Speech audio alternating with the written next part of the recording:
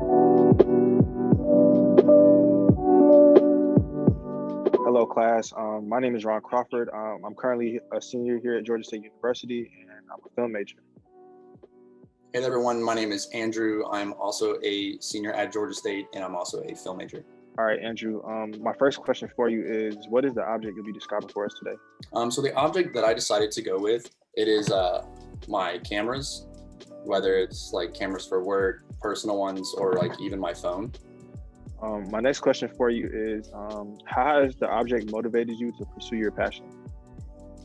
So to like really kind of pinpoint my passion, I would describe it as like the ability to create art in any form that has like the potential to impact.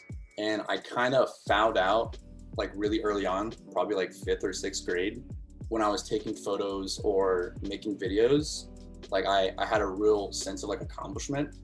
Like I was creating something, and it wasn't just like doodling or something like that, you know, or you just put it on the fridge and it is what it is. Like I was creating this digital content that could forever exist on the internet. Does the object play a major role in how you move and operate within your field?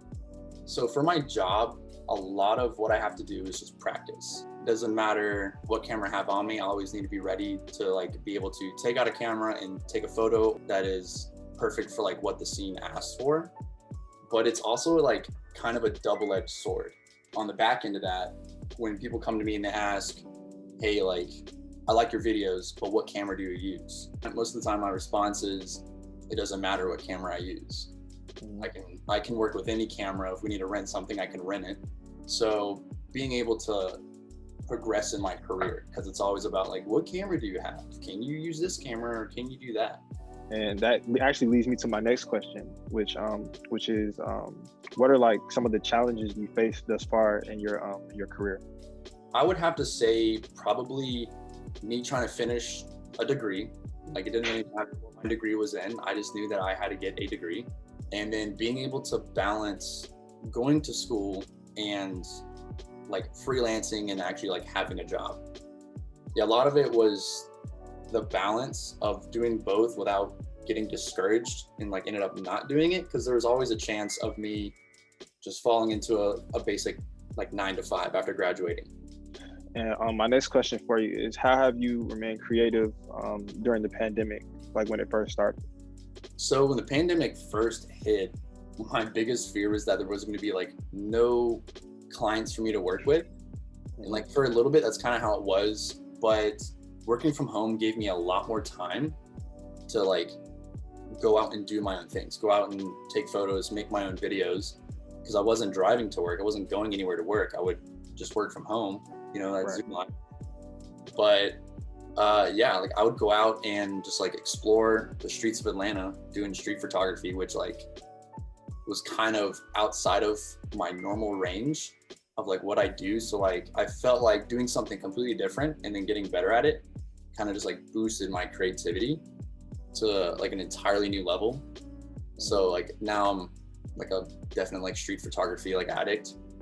And it just gave me a lot more opportunities to like research and learn more things that I didn't know before.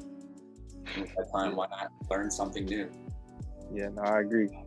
And my last question for you is, has the pandemic affected your mental health in any way or form? Yeah, I mean, when it first hit, you know, biggest fear was, what am I going to do with school?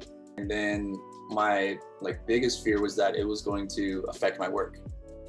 It's like I love going and shooting like events, festivals, music videos, and things like that. But I'm like, if there's no people, what am I going to film? You know what I mean? Yeah. So like for a while I was like, you know, maximum anxiety level, like all the time. And then, you know, as time passed, things kind of evened out. Everyone kind of figured out their own stuff. And I'm kind of like back where I was before the pandemic. Well, I'm glad to hear that. And it was great talking to you, Andrew. We would love to hear more from you soon. I really appreciate it. No problem, man. Thanks for the interview. Appreciate that. No problem.